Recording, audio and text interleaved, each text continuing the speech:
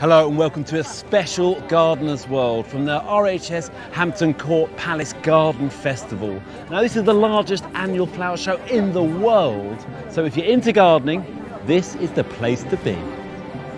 From the creativity on display in the show gardens to the splendour of the floral marquee, this is the place where garden designers and passionate growers get to showcase their very, very best. Whether you are new to gardening or a dab hand, this place is full of ideas and inspiration to get everybody growing. First impressions, looking like a good show, Adam. It certainly is. I'm looking forward to going in that marquee. Yeah. And these already look good, don't they? Show gardens. There's lots of show gardens. This is a big show. We've got to pace ourselves here, you know. I've already seen some really great stuff. Yeah, looking forward to getting stuck in. On tonight's show, there will not be a pot or a petal left unturned, as Carol's on a mission to bring us this season's must-have plants and flowers. we'll meet a first-time designer whose show garden is based on minimal maintenance to create maximum effect. The ethos is about introducing new gardeners to more sustainable ways of gardening with a small gravel garden. And if you've been watching Gardener's World, you'll know that Sue has designed her first ever show garden. After months of planning and hard graft, the big day is finally here. I'm not a designer and it is a big ask but very exciting, so I thought I'd give it a go.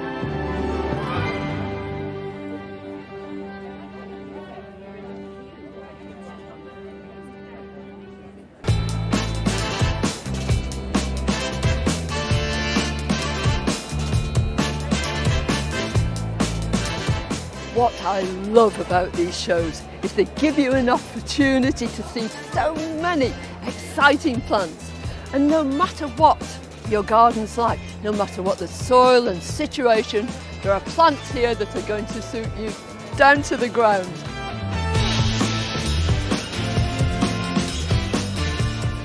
If you've got really heavy soil, then members of the buttercup family, Ranunculacea, might be the answer to your prayers.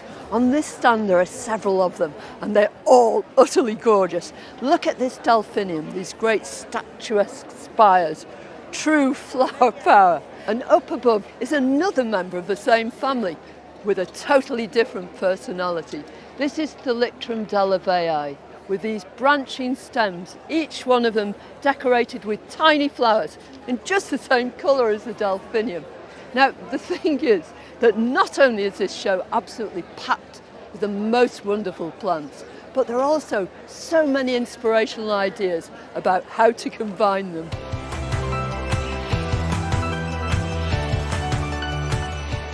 How about this for a stand absolutely brimming with goodies? Here's this hydrangea paniculata. It's called Whim's Red, and it's just glorious. With any hydrangea paniculata, if you want to make sure that you have strong stems with really big flowers, then you can go to town when it comes to pruning. Go right down towards the bottom, leave about this much, and then they'll produce these great big strong stems. But when it comes to this little salvia, this is a salvia called La Mancha. When these glorious flowers have finished, take your sharpest secateurs and cut just above the next leaf node, and that will make each stem branch out and be smothered in a second display of gorgeous flowers. You can do that right through the season, and why not take a few cuttings, just short lengths from shoots that aren't flowering, put them around the edge of a pot of gritty compost, and you've got new plants for the next spring.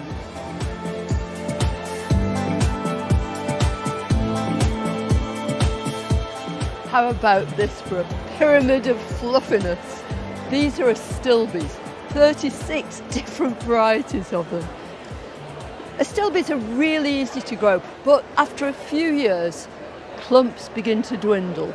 The flowers shrink in size and the whole thing gets a bit disappointing. But you can do something about it. Just dig them up, preferably in the autumn, get your sharpest spade and just go through the centre. Make as many big chunks as you possibly can, and then pot them up into really good compost, and then the next year you should have a Stilby's better than they've ever been before.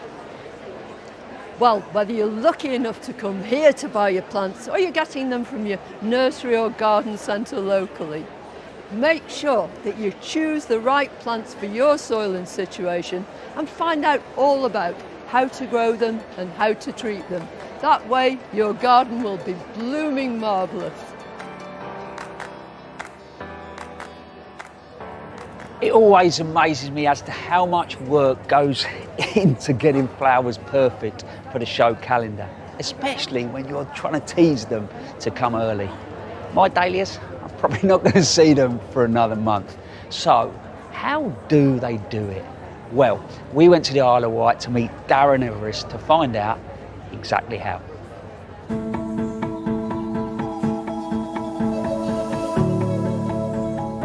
I fell in love with dahlias sort of when I was probably sort of 12 or 13, really. Started growing a few when I was sort of 13, 14, and I've never looked back since. I love the variety in the colours, the shapes, the sizes, the form. There's definitely a dahlia for everybody out there. It's my first time showing at Hampton Court, and it's my first time trying to get blooms out this early. So to get them out, I've had to grow them in the polytunnel to try and give myself a much better chance of having a decent cut. This year I've grown just under 3,500 plants. I've got a nice water lily dahlia, this one called Cameo, and it's a beautiful yellow, very pale yellow water lily dahlia. And they're called water lilies because it's as though they're sitting on a pond, and a very similar form to a water lily found on a pond. And then you've got this one, which is a miniature ball dahlia called Germander. It's a beautiful sort of salmony orange colour, probably the best miniature ball dahlia really there is on its day. This is a small decorative dahlia called Happet Diane, and the reason they're called decorative dahlias is because they've got quite a broad sort of oval shape petal with a tiny little point at the very end of it. If they didn't have the point at the end, then they'd be a ball dahlia. I've got a lovely bright purple miniature cactus here called Western Buccaneer. It's an absolute cracking flower. It's a beautiful purple. And then further up I've got my medium semi-cactus, White Moonlight. The reason it's a semi-cactus is because the petals start off quite broad on the inside of the bloom and become quilled as they come out towards the tips. A straight cactus bloom, the quilling will happen much closer to the centre of the bloom. I've got some new ones that I haven't grown before. They're called fimbriated dahlias, and every petal on them is split at the ends.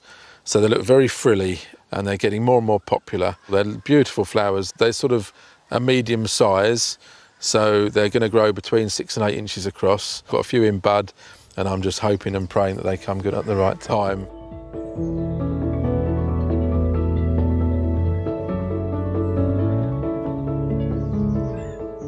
When it comes to timing dahlias, you can time them pretty accurately. By pinching the growing tips out at quite an early stage, it encourages all the side shoots to grow. And when you take that growing tip out, the plant will generally bloom around about 60 days later. So if you work back from the date you want it to be in flower, you can work out when to pinch the growing tips out. As you can see from this plant, it's already flowering. You know, it's got one flower that's gone over, another bud that's about to bloom there. You really want to cut down to a break that hasn't formed any buds yet, and they're the ones that are going to give you your flowers in a few weeks' time. And I'll just work my way around the plant, finding the right place to take the next ones. And there we go, that's a nicely trimmed little plant. It's all nice and evenly balanced, and all these little side shoots that are coming out from the leaf joints, they're what are going to grow away very rapidly now. This will give you a much stronger, healthier plant, much bushier and covered in lovely blooms.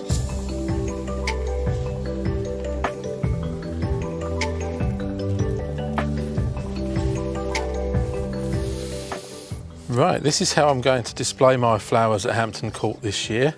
Now obviously floral foam has been banned for environmental reasons, so it's made me think outside the box, quite literally outside the box. So I'm going to trim this one up, pop it in there and just see how much I've got to take off. A bit of the stem off and just pop it back in. And we just put hands underneath just to bring the petals forward a little bit. And there we go. If I can get all my blooms like that on the day, I'll be ever so pleased.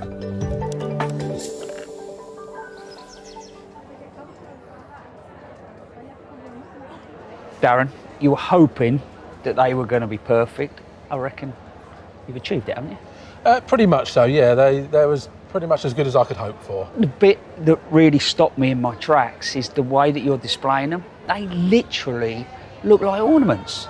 Yeah, it was an idea we came up with last year. We just wanted to showcase the individual bloom, the symmetry that each bloom has. When you get up close and see them just on their own, Yeah. it does have an effect, especially against a black background. You know, these are no different to dahlias you can buy anywhere in the garden centres, Yeah. but these have been bred to be perfect. I'm redoing my front garden at home. If I was going to take one dahlia, go on, you tell me. Well, I'm going to mention this one here. It's called Jasudi Hercules. It's a Yeah. little miniature cactus, what I call a value for money plant. Yeah. You get lots of blooms. It's only going to grow to about 3 foot high, but smothered in flowers. And I can see over there you have got one of the fimbriated here. Yes, I've got the Normandy Delight out. It just about made it. I was worried about it all week. Every petal is split, so it makes a sort of lovely sort of, frilly cushion shape, very much like a sea urchin. Yeah. It does, it looks like it could be on a seabed and you're snorkeling and come across it, you know. Absolutely. Well, mate, I'm sure the public are not only going to love those, but they're going to love you as well. So have a great week. Lovely, thank you very much. Cheers. Thank you. It's great being able to appreciate the beauty of flowers close up in the floral marquee. And one of the joys of coming to an event like this is seeing how designers show them off together in their show gardens. This is a garden designed by Matthew Childs, and you look at it, it's absolutely joyous. And I think sometimes when we're creating our gardens at home, let's think about how it makes us feel. But actually, it looks quite complicated. In reality, it's not. This circular wall really sets the tone. It makes you feel safe, but then it's repeated in these water features around and even this sunken area here. And this is something you can do at home because it changes the eye line. Now I'm looking down on the plants. And if I sit down under the shady tree here, the materials sit well, the rocks, the gravel, the wall really starts to set the tone for the planting. Look at the wonderful combinations, the salvias, the achilleas, the euphorbias. He's played massively with shapes and forms, and he's delicate. The whole thing just seems absolutely alive. And little collections like that, we could definitely do outside our own back door.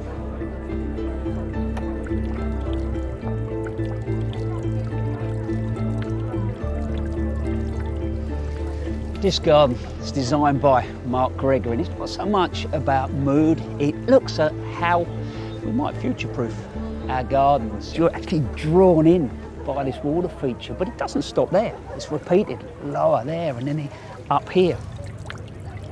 But here, where he's taking us down into the ground where that water sits there, the planting, the Regersias, the hostas, the Hemerocallis, they suit those conditions. I love the way that he's layered the planting. You've got the trees that work their way through, and then you've got the shrubs. They're going to provide fantastic interest right throughout the season, but also great habitat. And then the herbaceous planting brings it alive through the summer months. Behind me, it feels slightly more Mediterranean. What will we plant on a dry, hot slope? So if you look over there at the myrtle and here, this Pittosporum behind me, they're plants as a 16-year-old I wouldn't have risked in my garden. Now they work well. What we will do in the future, I think for me, it's got to be all about diversity.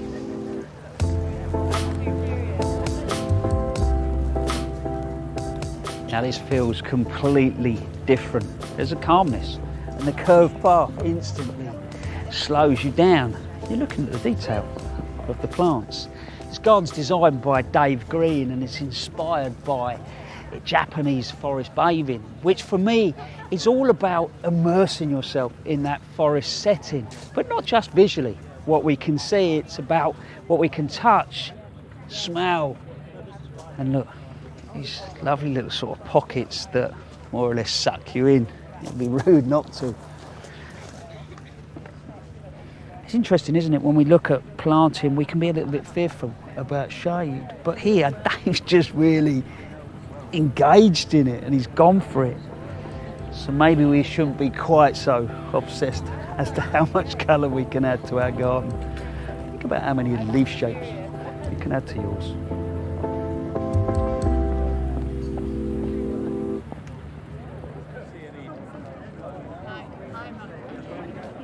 The big show gardens are a fine spectacle, but the smaller get-started gardens are equally as impressive. Now, these are often designed by people who are relatively new to horticulture, who are encouraging and inspiring others to, well, have a go.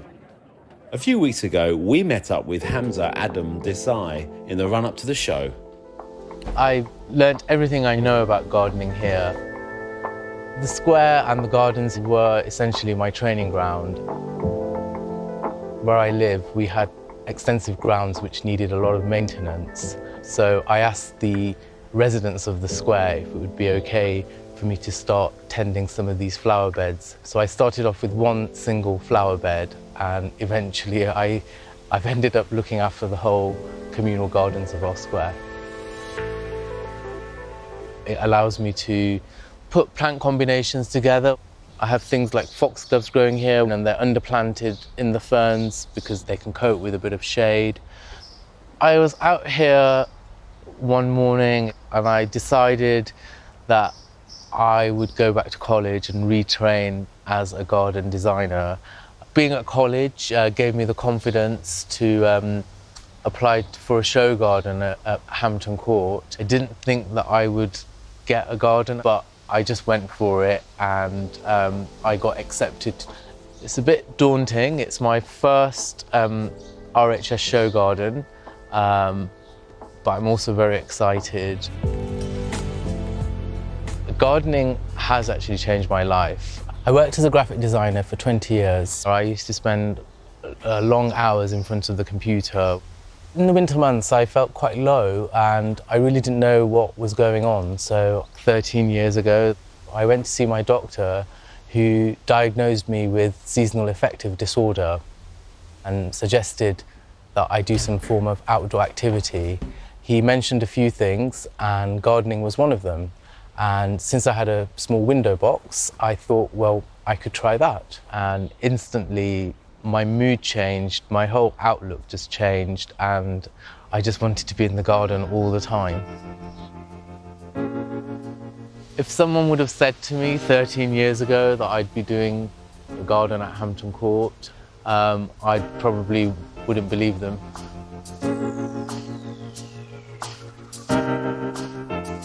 So my garden is called Turfed Out, and the ethos is about introducing new gardeners to more sustainable ways of gardening with a small gravel garden with also some herbaceous borders to show how all these plants, drought-tolerant plants, can work in these two growing environments.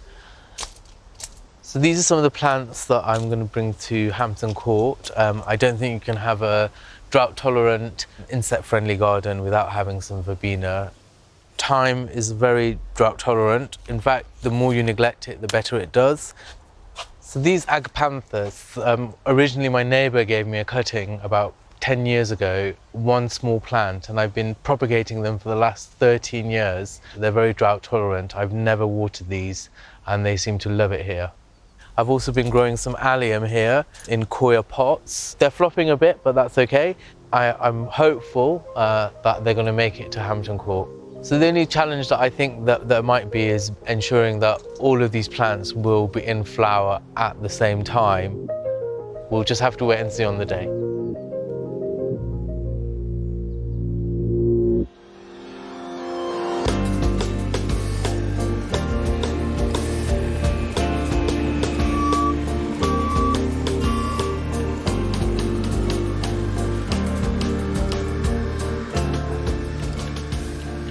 Finally at Hampton Court, so exciting to be here.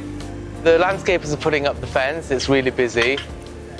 It's really interesting to see a patch of land because for such a long time you just saw it on a piece of paper, and when you see it in reality, it's actually a lot bigger than you imagined. All my plants have arrived and they look great. I love all the colours, it all works together really well, just how I imagined it. This is a Perovskia, lacy blue. It's a beautiful plant. It almost has a ghost-like quality to it, but there's a few discrepancies on the leaves, which if I put it into the garden, they'll be very, very noticeable. The leaves do tend to go a bit yellow. It's just the plant letting you know that it's got too much water, but we just take out the leaves just to ensure that the plant is looking its best. The alliums have made it to Hampton Court. They've budded up, so I'm hopeful that they're going to come into colour. By the time we come to showtime, they will, fingers crossed, be ready.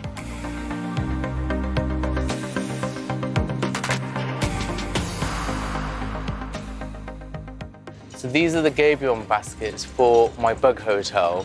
I'm going to fill it all with all these different logs, like that, and it's going to be a wonderful home for all those insects. I'm hoping that when people visit my garden that they'll be inspired, they'll take ideas away and create some of the planting in their own garden and hopefully start their own process towards sustainable drought-tolerant planting.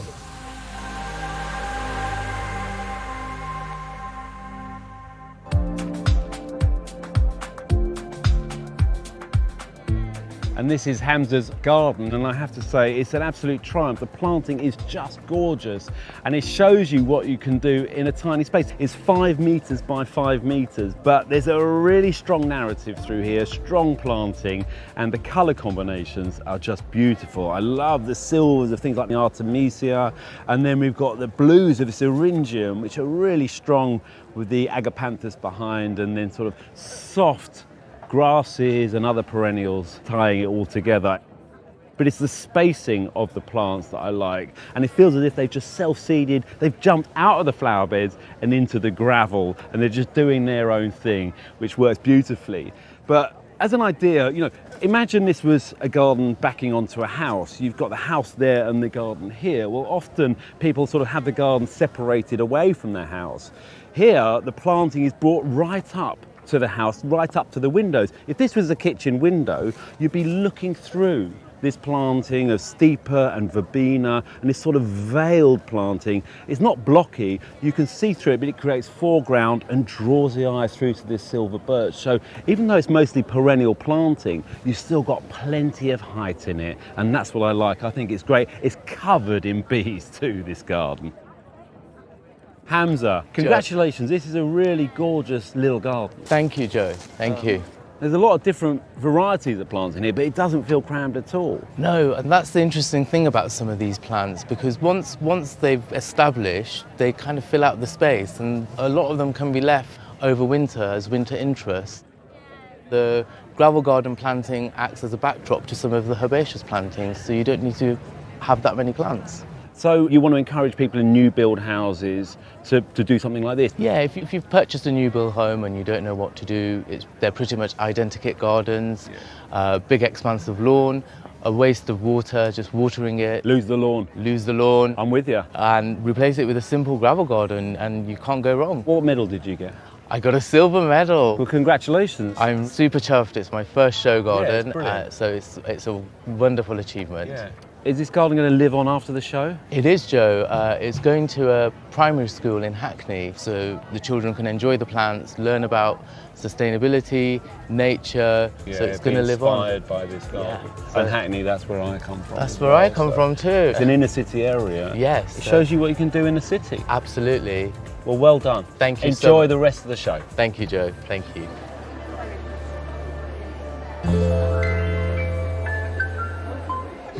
The Hampton Court Palace Garden Festival is the only RHS show where there's a whole marquee dedicated just to roses. There are so many in here. The rose, of course, is Britain's favourite flower, but the emphasis in recent years has been all about shrub roses. But if you've got a smaller space or you want to grow your rose in a pot, there are other alternatives which might suit you better. For instance, floribundas.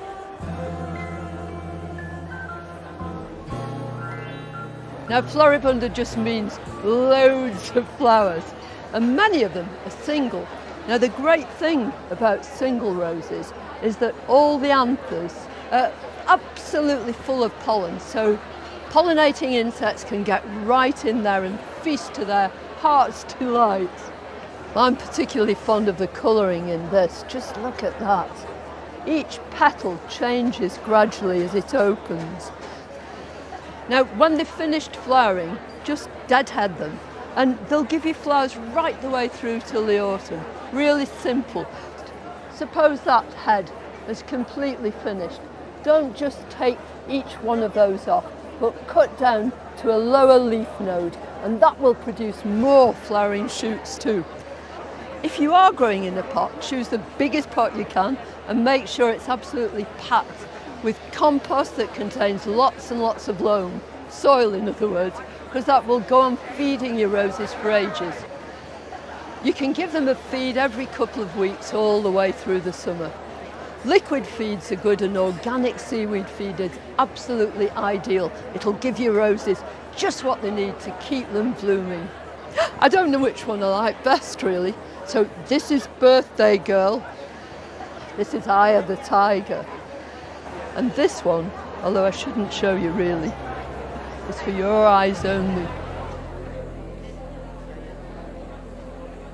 You having a good day, Adam? I'm having a fantastic day, my friend. I have met a man that displays his dahlias on little black boxes. Okay. And seriously, they look absolutely brilliant. They stop you in your tracks and you really appreciate the detail of those flowers. I'll have to seek them out. It sounds great. Yeah. I mean, it's just such a beautiful setting, Hampton Court, isn't it? I mean, it's a huge show. Your legs know about it by the end of the day. They do. But, you know, it's not just gardening here. There's food and there's music. It's got that festival vibe. They've sort of opened it up, I think. I don't think you need to be a gardener to have a great day out of this show. Yeah, absolutely. Well, there's so much more to see. Still to come. We visit an urban community allotment group, bringing a whole new meaning to the concept of container gardening. And you can see we grow in skips. This whole site used to be a car park, so there is concrete underneath us. We meet the nursery owners who have been selected as this year's prestigious Master Growers. It's made this show slightly more relaxing, hasn't it? Knowing that we're going to have... Relaxing?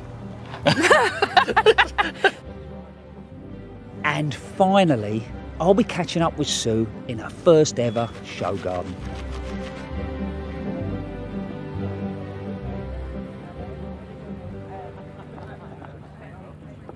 Now, it's not just ornamentals and design this year. Grow your own is a big theme too. And here on the River Cottage Market Garden, there's a fantastic array of vegetables. But there's lots of ideas here that you can take home and use in your own garden, of course, and it's not too late to get some veg into the ground. For example, just dotting in vegetables with ornamentals, and the ornamentals here, things like the scabious and the marigolds and the thyme edging this border here, bring in the pollinators to pollinate too. So you can mix them in, ornamentals and edibles together. And okay, we've got some beautiful lettuce here, but you could easily just buy plug plants and just dot them in to ornamental borders anywhere there's a gap really. Or here they've made some raised beds. Just get some timber edging, a few bags of peat-free multi-purpose compost, build up the levels a little bit and just pop them in and they'll grow away nicely. There's some other great ideas here too, like I love that kale, well, hedge really. It's like a screen between two areas of a garden and it's just got a great texture to it. And over there's some beetroot, and they're perfect examples as well, but it's not too late just to sow a few beetroot, and as they come up you can eat the leaves as well as the vegetable themselves. So it might look really fancy, but there's just loads of ideas that you can do right now. In fact, it makes me want to get home and just get gardening. Now we visited one of the community allotment groups as they got show ready, preparing their garden called the Story Garden to bring to the show. Now I don't want to give the ending away, but the moral of the story is you can grow anywhere.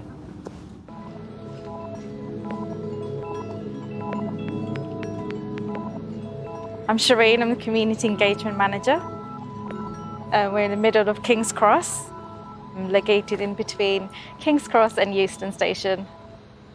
One of the main focus here is around community growing and everybody's learning skills and sharing the produce and a connection to nature in an urban setting. We've got lots of butterflies, got bees here, we've got a lot of greenery. Come in here, you sort of forget that you're in London.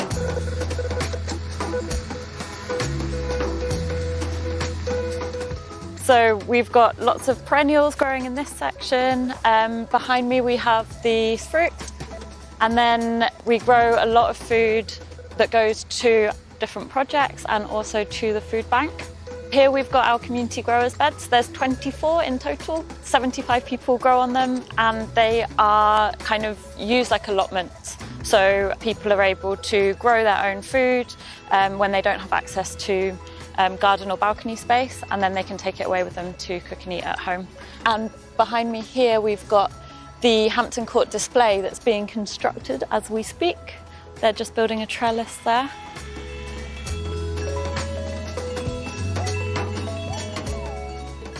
Everything here is grown in a container, partly because this whole site used to be a car park, so there is concrete underneath us.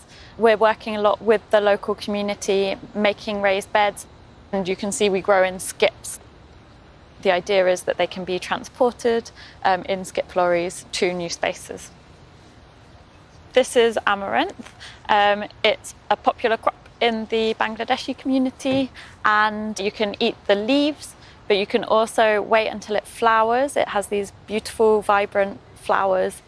And actually, I think these ones, they seed really easily by themselves. And I think something else was maybe meant to be planted in here, but they've overtaken them. So these are actually, they're technically weeds.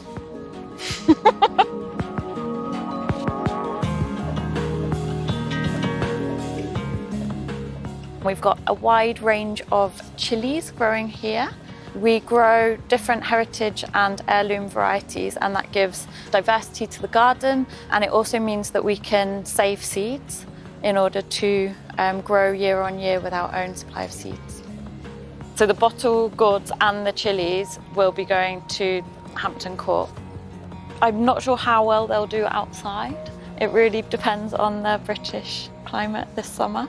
But yeah, we'll grow some indoors and some outdoors, so that we at least have some fruits.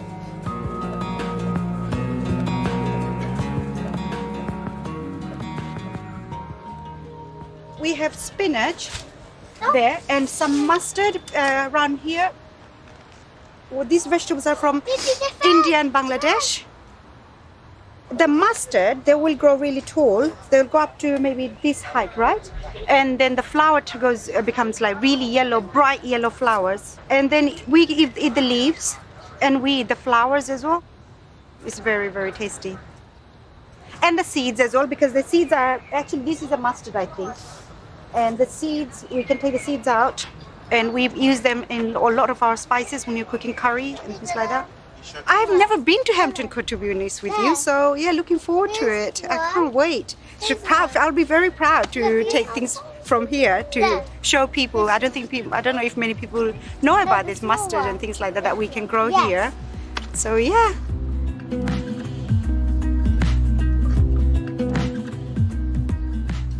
This is our pear tree. We have quite a few, and we're hoping to take this one in particular. With most fruit trees, we get insects that bite them. We have diseases that make the leaves die back. And so we take them off, just cutting back anything that we think won't be beneficial. But we try and keep as many of the leaves as possible, just so that photosynthesis works naturally. The wood chip helps retain moisture, which is very beneficial. It holds all the nutrients and stuff. And then eventually it will break down, which adds more nutrients to the soil.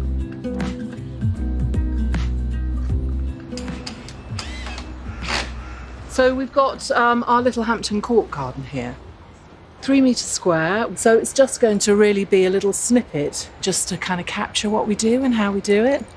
These are hazel bean poles, and we just wanted something a little bit rustic that will create that vertical growing space. And then what we want to show really is how you can put gardens together for very little.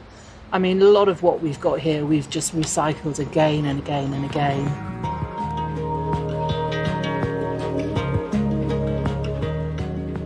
The growers are really excited. We are really happy that we get to sort of take elements from the community and to have that present. I think it'd be great. I think it'll be really rewarding to see that, you know, what happens here, this mobile space that, you know, we can take it to Hampton Court, but then we can bring it back here. It's going to get sort of distributed back into the community. Something I think a lot of the growers haven't experienced before. So I myself have never been to a flower show before, so for me it's a new thing as well to be able to go and to be part of it. I'm really excited to be there.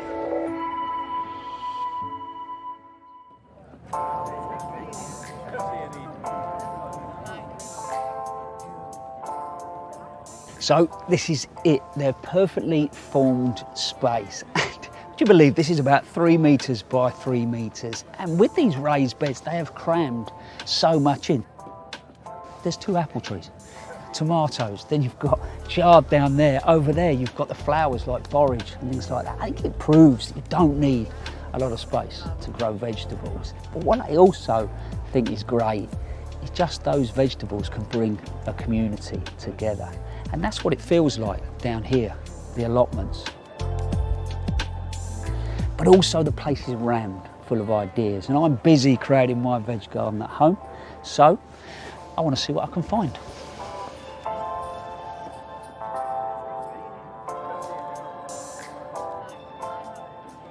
You want to grow spinach, but you haven't got enough room to big long lines of it. Look at that, climbing spinach.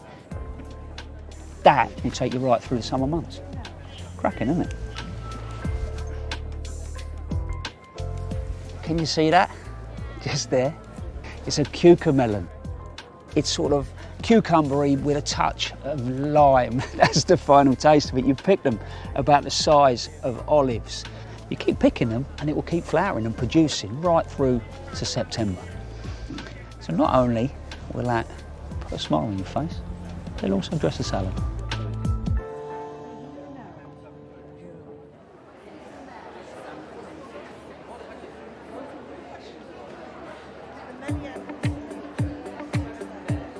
There are plants in this marquee, exotic plants from all over the world, but we can all grow them indoors. And this has to be one of my favourite exhibits. You imagine straight away you're in the middle of the rainforest. These are bromeliads, and most of them have this inflorescence. This one is Atmea del Mar. Isn't it gorgeous? But how do you grow them and what makes them happy? Well, just as they're displayed here, in their natural home they're epiphytic. In other words, they hang on to tree limbs. But you're probably going to grow them in a pot. In that case, the root system changes slightly, it becomes adventitious, and the plant will actually take in just a small percentage of its water and nutrient through those roots. And you do that simply by watering them into the centre here. And you need to do it fairly regularly. But whichever you choose, aren't they just marvellous?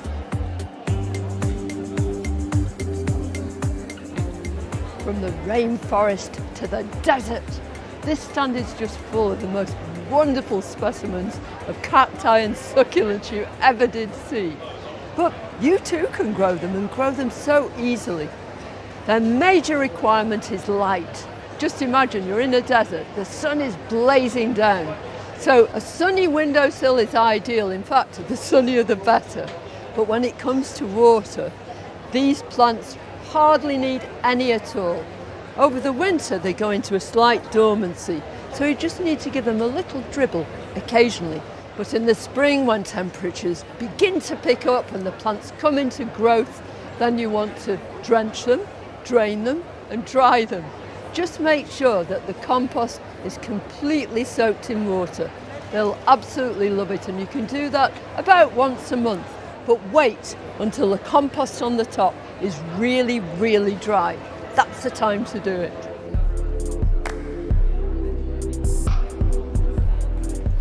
Back to tropical climes. Just look at this wondrous display. There are orchids here from all over the world. A lot of them are really, really difficult to grow, but a few of them are really straightforward. This is a Vanda orchid. It's called exotic purple, and it truly is exotic. Look at those luscious flowers with these velvety petals and these beautiful markings. And look, it doesn't even need any soil at all. All it needs is for you to occasionally spray it. Very best place to keep it is probably in your bathroom. And the great thing is, this will keep on growing upwards and upwards, but whilst it's doing it, it's making all these little offsets all down the stem. And when you see that one of these has roots of its own, you can actually detach them with a very sharp knife and give them an independent existence. And at that stage, you can hang it up alongside your mother plant all along the shower rail. Wouldn't it look absolutely gorgeous?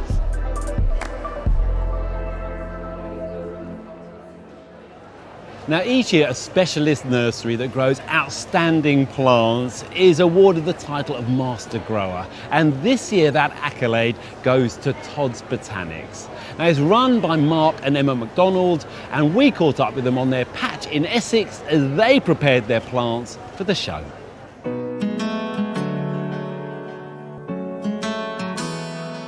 We grow a huge range of plants. The season normally starts with bearded irises, which we've always traditionally grown for Chelsea, and then we grow all sorts from salvias and bananas, cannas, dahlias, olives. Whatever takes our fancy. Yeah. We only grow things we like, really. Yeah. Yeah. There's no point doing it otherwise. Yeah.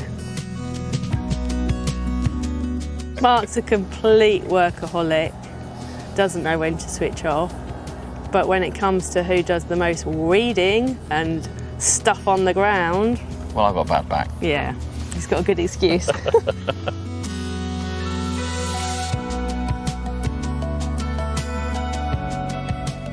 We're really honoured to be Master Grower. We've worked towards it for a number of years. I suppose we've worked towards being the best at what we can do ever since we've been growing plants. It's made this show slightly more relaxing, hasn't it, knowing that we're going to have... Relaxing?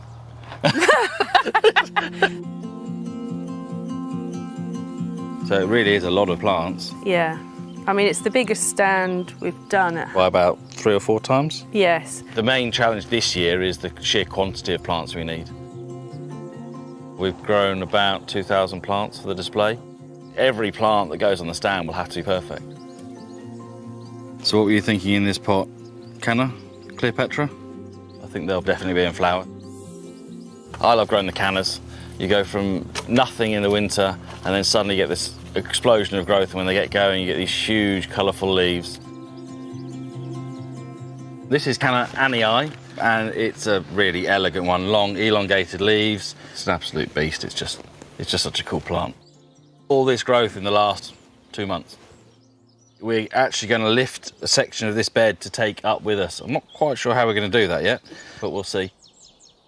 The main thing to be careful with cannas is at the start of the season when they're just waking up, they don't want to be too wet then. Particularly in their pot, they can sulk and then they sit there and don't really do anything. So water well, but then let them dry out in between waterings.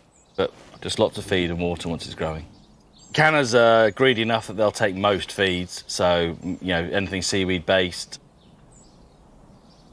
This will get to about 2 metres and then it'll flower. But I can't see any flower buds or spikes emerging yet. But fingers crossed, we've got 3 weeks. The tricky bit's going to be lifting a clump of this to take with us.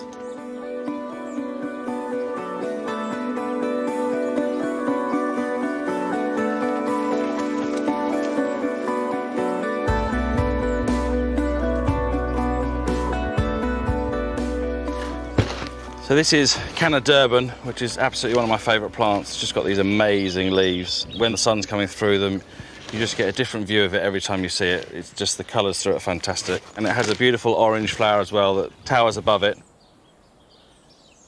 So cannas aren't fully hardy plants. In theory, you should lift them like a dahlia tuber and dry store them. There's a rhizome in here, and that's the bit you want to protect, because all this will die to nothing in the winter. We find we get about 90% of our plants come through by leaving them outside. But one of the things we can do to help our numbers is we can divide the plants up, make more plants, which means you've got more chances of successes in the winter. See lots of nice fresh roots. So let's break this root ball down a bit, which is a bit brutal, but it'll cope with it. If you want them for your garden, you want to have nice, good-sized clumps. So I'll probably only split this once more here. So then we'll make one clump there, one clump here. So let's see if we can get a knife in there.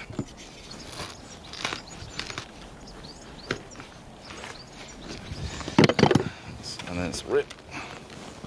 Okay, so that's come away really nicely. Look, lots of fresh white roots, nice fresh growth, new shoots coming here. So that I can pot up, or I could plant straight in the garden.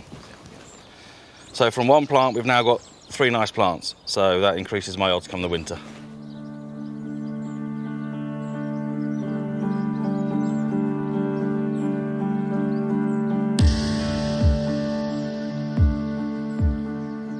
Here we've got our grasses that we grow on mainly for the displays actually. Certain varieties, like Stipa gigantea for instance, we absolutely love because it's so useful for our show stands. But it sends up lots of these beautiful flower heads Maytime really, and they stay looking great right through till the frosts have hit them. Helps break things up and just give a bit of movement. Even in the marquee you get a little bit of a breeze through on a hot day and it's lovely. We've also got Calamagrostis overdam here, which is a lovely variegated upright grass with the nice purple tints on the flowers at this time of year. For the display, the plants need to be absolutely perfect, right down to pot level. So those last few days we'll spend time trimming away things like this, and any leaves that might have a little bit of just drought damage, they will have to come off just to show off the nice variegation and the nice flower heads further up.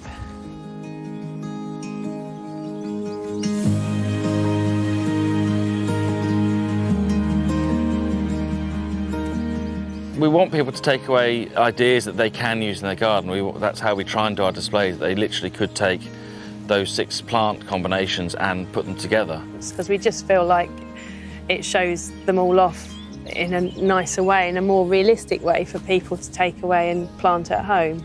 Gardening's not that difficult if you just put the right plants in. And look after them. Yeah.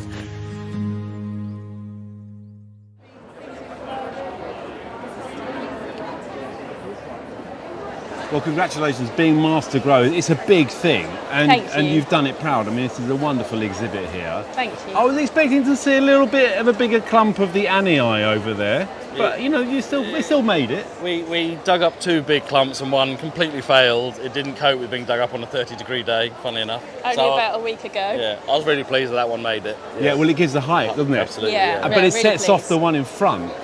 That is absolutely stunning, that foliage. Yeah, fantastic. Yeah, Tropicana Black, it's brilliant. Lovely dark colour, lovely flower. It's a really good goer.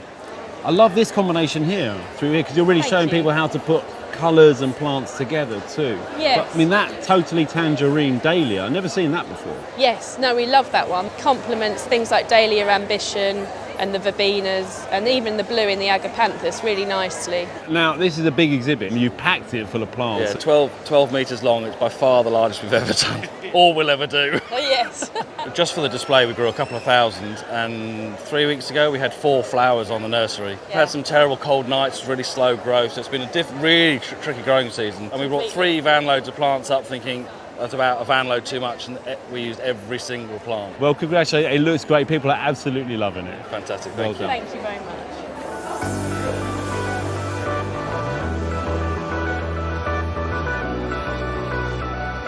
The Get Started Gardens here at Hampton Court aim to inspire people to get planting, whatever their budget or experience.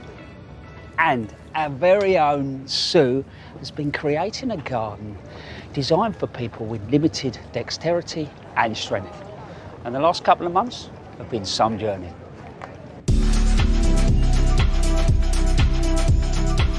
Since accepting the challenge of building a garden for the Hampton Court Palace Garden Festival, it's been a whirlwind. Now, I'm not a designer, and it is a big ask, but very exciting, so I thought I'd give it a go. Now, my garden is called Knolling with Daisies. Knolling is a term that means placing things at right angles and parallel lines to each other. My feature wall has lots of right angles and parallel lines in, and within the floor I'm putting strips of Erigeron daisies running at parallel lines and crossing each other at right angles. Building this garden has been very much a juggling act. Having played with the design a little bit, I'm also moving forward with the construction element of my garden. I'm getting lots of help from Pembrokeshire Council, who run a social enterprise employing disabled people. I've got my wood cut, and I wanted to bring a bit of colour and interest into the wood fence, and I thought I would juice some vegetables and see if I could make plant dyes. And I am worried that the judges might not like it, but it's something that I want to do, and I enjoy the creativity of it. And of course, there's the plants. Daisies are central to my design, and I'm lucky enough to have a nurseryman to grow most of them for me. I've been a nervous wreck for weeks, absolutely weeks. How do you feel? I'd be well pleased if that's what my garden looked like at Hampton.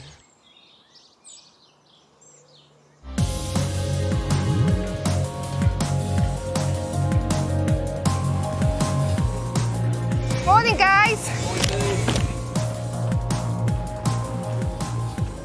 So I've arrived at the garden and it's looking really good, and it's actually coming to life, which, you know, is a real treat to be able to do this. The walls were the first thing to go in, and they're looking a bit bare at the moment, but once they've got plants in front of them, they're going to look great. I'm pleased with the beetroot in this wall, but the turmeric, which is yellow, I think we made too much of a diluted mix, so I'm going to make a stronger mix. But the green's completely disappeared, and I think it needs more coats to really bring it up and stand out.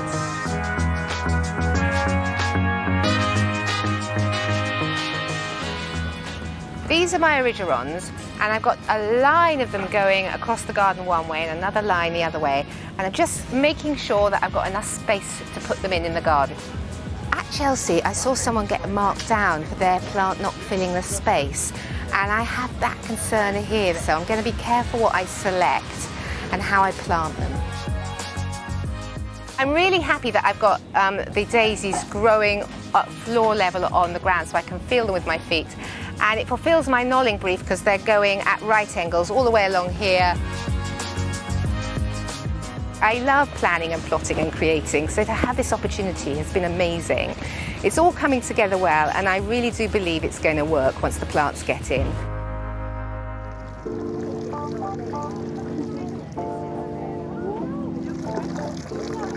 First thing I've got to ask you, designer to a designer, have you enjoyed it?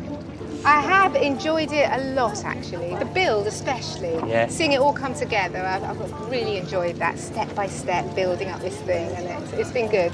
Where did that first inkling of an idea come? Maybe at 4 o'clock in the morning? It was at 4 o'clock in the morning, and it was, what do I like to do? What do I need to do in my garden? I need to lie down and sit down, but I need to do both in a small space. And also I thought, what if I didn't have anybody to help me? So I went from there, and how would I create a garden? So a garden that didn't need electric tools, that didn't need hedge cutters, that didn't need mowing, that I could manage all the plants, so they all have to be soft and perennial, and the thornless rose, because I had to get so close. The apple trees that were not big trees, but I could get right up and close and personal to everything. So that's how it all started. And then when you started to sort of put it together, you know, what did you want it to feel a certain way? You know, that creation process. Yeah, I wanted it to feel you know, I'm busy and jolly, and I wanted it to be busy and jolly and to reflect me. I really wanted herbs, I wanted fruit, because I wanted to get in there and eat things and make tea. And then I knew that I wanted to be environmental. I wanted to use reclaimed everything as much as I could, or recyclable. And I wanted to, you know, harness what the garden would produce in terms of compost. And I see this idea of daisies. What's that about? So this is my theme. Because daisies are joyful, aren't they? Yeah. And also they're easy to grow. And I knew that they grow along the floor, and I wanted to have plants, you know, that I could touch with my feet. Yeah. Would you like to see my tool shed? Yeah, come on. Yeah, I would love to see your tool shed. So my tool shed is behind that door. Wow. What you got? So you've got 6 tools in there, but actually, you could maintain this garden, couldn't you? Yes, it's designed to be made with hand tools, because you know, a lot of people, they can't use machinery or heavy tools. So that, you know, the planting is all can be done by secateurs. This could just be a gutter on a building and then drop into the features? Yes, I've got this at home, and it's really effective at collecting rainwater. But I thought, you know, you need lots of tanks. And also for me, managing a hoses always leak. And because I've got it close to me, I get soaked, so I prefer a watering can. So this was originally like dunking ponds. Yeah. If I'm really honest, going and doing shows is great, but the moment that you know that the garden you've created is going to live on becomes so much bigger than just the show. It does, and all the people at Scaldon Manor is run by people with disabilities. It gives employment opportunities for people with disabilities, which is so important. It gives us such a sense of worth. And so I can't believe that it's going back there, and I know that for me it's going to be an ongoing journey of developing the garden. And just before we go, and I'll leave you to enjoy your week, what medal did you get? I got a silver gilt, which I wasn't expecting, and I'm so pleased and relieved about, especially for my team. I'm very, very pleased. I've got a big, happy heart. Yeah, I think you guys have definitely brought it home, and it's fantastic that this has got an afterlife.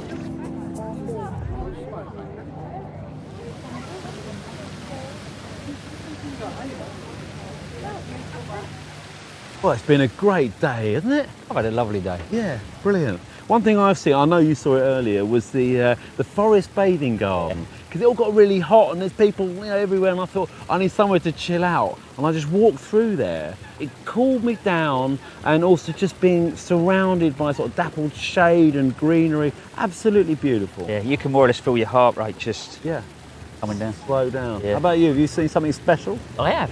Something that caught my eye that actually made me smile as well. There's a 3-legged, bee house in the River Cottage garden. Okay. Oh, that's quite a big thing. I've seen it. Massive. Yeah, massive. Yeah. I was in there yesterday thinking, what is it? What is it? And I worked out it's obviously where bees can go in. Yeah. Yeah, it's very sculptural as well. It's okay. Might have to go and have another look at that. Exactly. Well, I'm afraid that's it from us from Hampton Court, but there's still tickets available. The show's open till Saturday night. Monty will be back at Longmeadow in 2 weeks' time, along with Arit and Nick, who will be at RHS Flower Show, Tatton Park, on Thursday, the 21st of July at 8 p.m. But from us, it's goodbye. Goodbye. Bye-bye.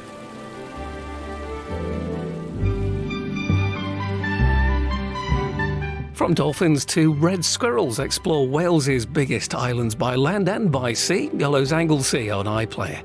And discovering the importance of movement and getting outside, take a listen to the new Joe Wicks podcast on BBC Sounds now.